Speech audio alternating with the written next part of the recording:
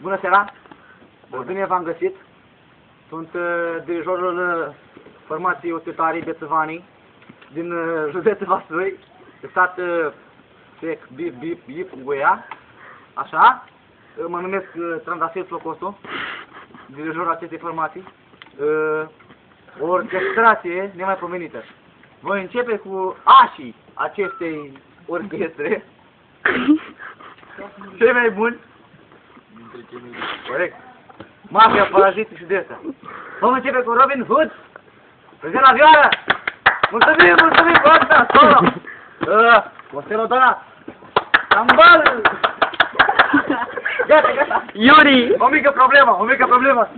Domnul Budu la Sticli. Holgerson.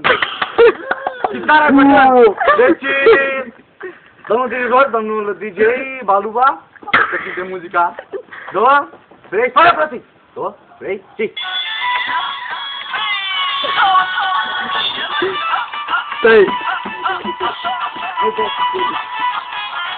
La.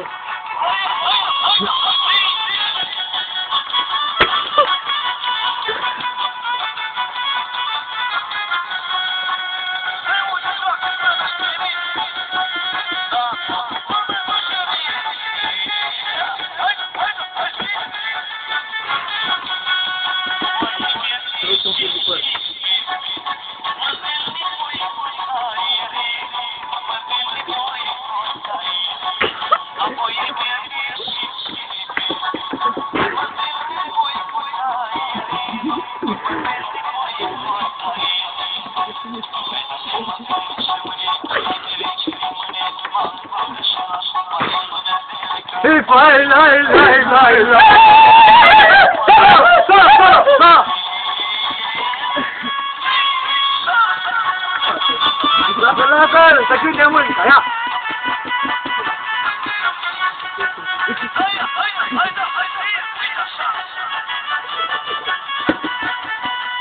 Mamă, ce talentat! Ori să mă sprijini de mine. Gata!